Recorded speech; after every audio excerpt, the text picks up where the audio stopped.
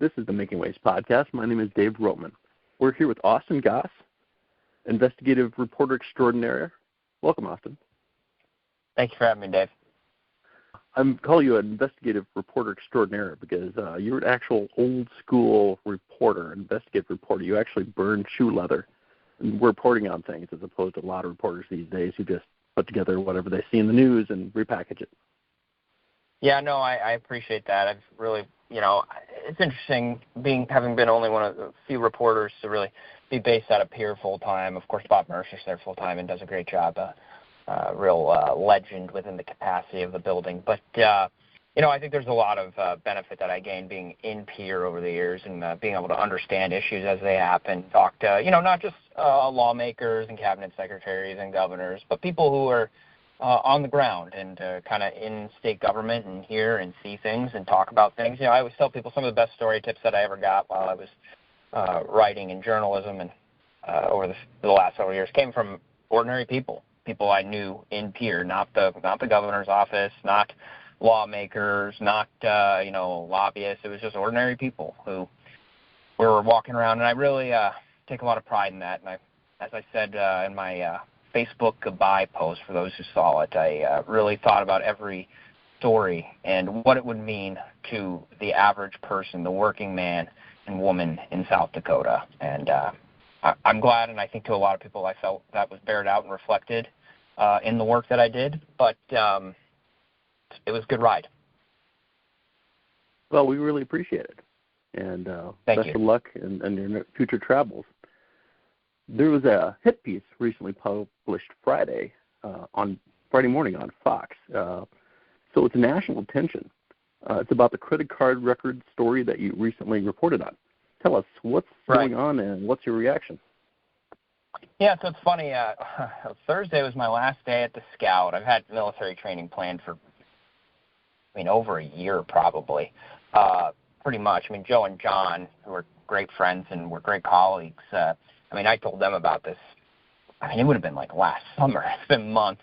But it's funny, on my last day, we're kind of having a rah-rah and talking, doing a little reflection. We get this email from this reporter who I'd never heard of and knew nothing about. I think that would probably be kind of the conventional wisdom amongst others. But very clear what her intentions were in the story that she was going to write. She's didn't ask for the credit card records.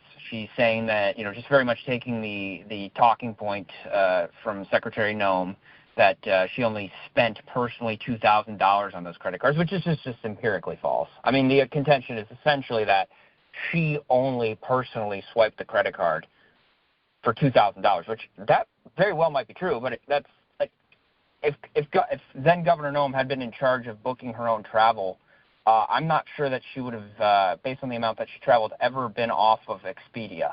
I don't know that she could have been governor. She might have just been a full-time travel agent.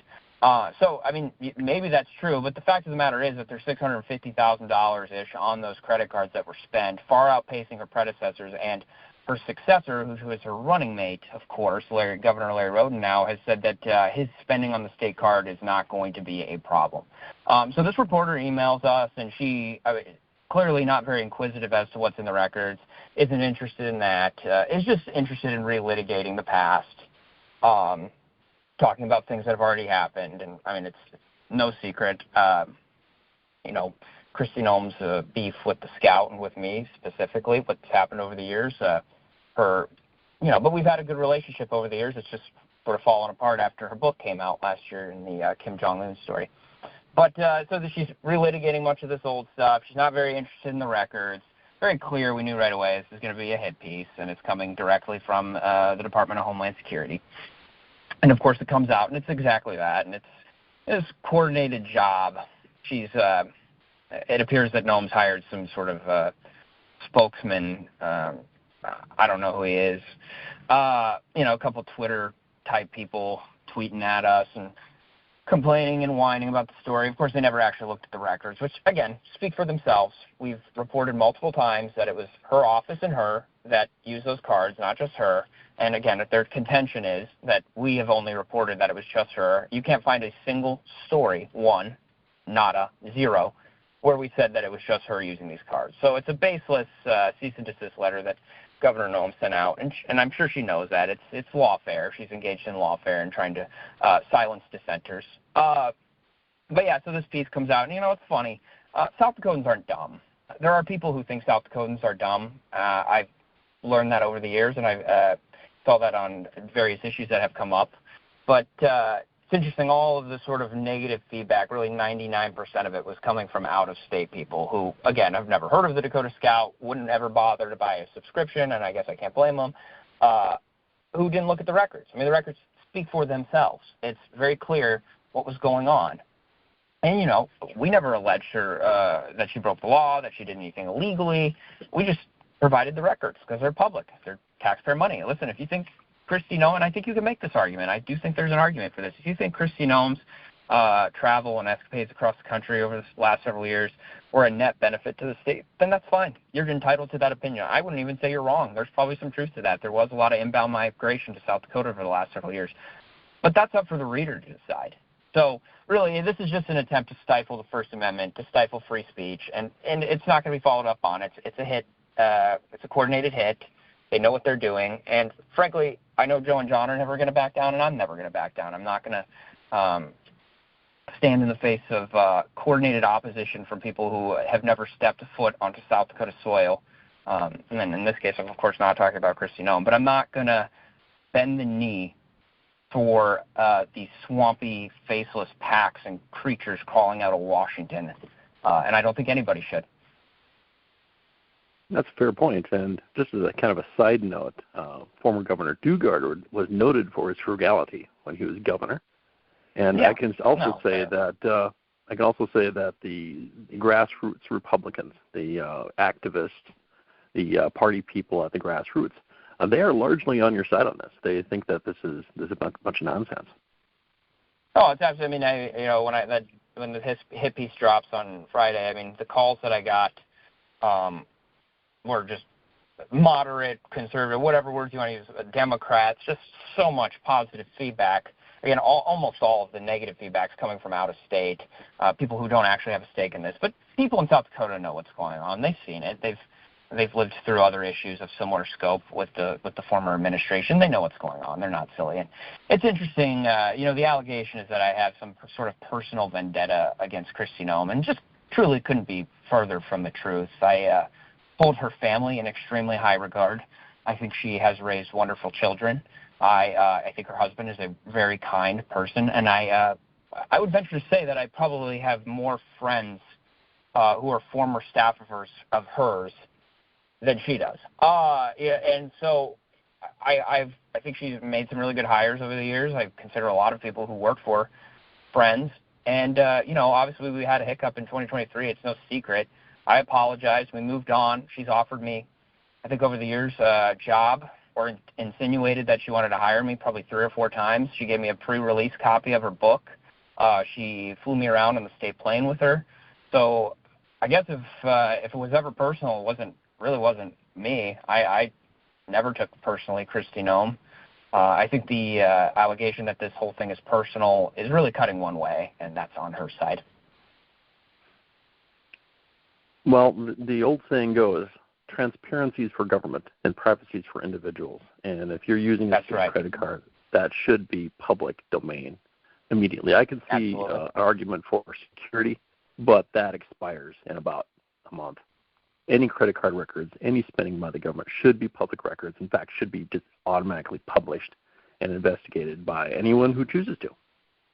Right. Well, and I mean, I'll just even say, I'm not of the opinion that the governor, former, current, future, I'm not of the opinion any of these people, when they travel, should be sleeping in roadside motels. I'm not, of course, of the opinion that they shouldn't have security. I absolutely think they should have security. As a taxpayer, I want them to have security. I would never want anything to happen to Kristi Noem or Larry Rhoden or former Governor Mike Rounds or now Senator. I just would never want that to happen. That's absolutely insane. And but the security is redacted. There's no names. We wouldn't have even reported on the names if they were in there, frankly, the names of security guards. Mm-hmm.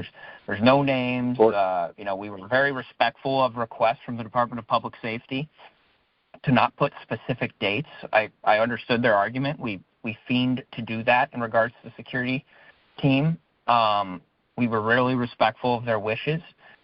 And again, I mean, the contention that she's making that she only spent $2,000 is just bogus. I mean, it's bogus. Even though there are heavy redactions on the records, there are several times where her name pops up directly. It would take me about 25 minutes, if that, because we documented it very well, to find where Kristi Noem spent more than $2,000. I mean, I can't even begin to describe how silly that contention is.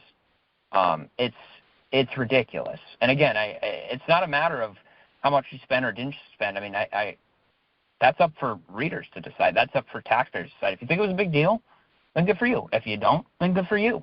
But, legal threats with no substance to them that are intended to shut down honest reporting and the First Amendment are ridiculous. Of course, politicians and elected officials have to be very careful about mixing their political activities and their official duties. It was pretty clear to me. Again, it's funny, before this legal threat happened, and even after, I've told people, like, listen, I mean, when she traveled out, like, was she paying to go to hang out with Donald Trump? No, it didn't look like it. The security team went with her, but, I mean, there's an expectation of that. No, yes, that's exactly. not the case. I mean, she wasn't using taxpayer funds, it looked like, from what I could tell, generally speaking, to travel out of state for non-state business. That was pretty obvious to me through looking through records, and I've told people that. We've never reported as much. Exactly. Again, it was never personal. Yeah, it's just what it is. We got Dugard's records. We would have requested, and I would think that Joe and John will. We would probably request Rhoden's records in the future. It's personal on one side, and that's fine. I continue to wish her nothing but the best. I pray for her success, and, whatever, she can say what she wants. That's very fair. And, again, like you said, no one's insinuating there was any impropriety in the mixing between political activities and official state activities. All her expenditures were state activities. I just wanted to make that clear. Do you have any final thoughts? It's interesting, you can learn a lot about a person from their friends, and you can learn a lot about a person from their enemies. And I think over the last couple of days, I would take both of my people in those categories over most. The amount of people who have reached out and said very nice things, and I know to Joe and John to keep up the good work. And in my case, just keep your head up. It's not a big deal. South Dakota sees this for what it is. And then, the people who have kind of taken the bait, hook, line, and sinker, these faceless, nameless slush fund PACs and B-list staffers and, and the former Republican Party state chair, who also happens to be the most unpopular person in the South Dakota Republican Party right now, who are really taking the bait and making it deeply personal. It is what it is. I don't care. I have my family and I have my God at the end of the day, and those are the two things that I need, and everything else is extra. I'm proud of the work we did. I'm proud of the fact that those records are public. I think they should be public for every governor. I think they should be public for every state official, and obviously a lot of them agree.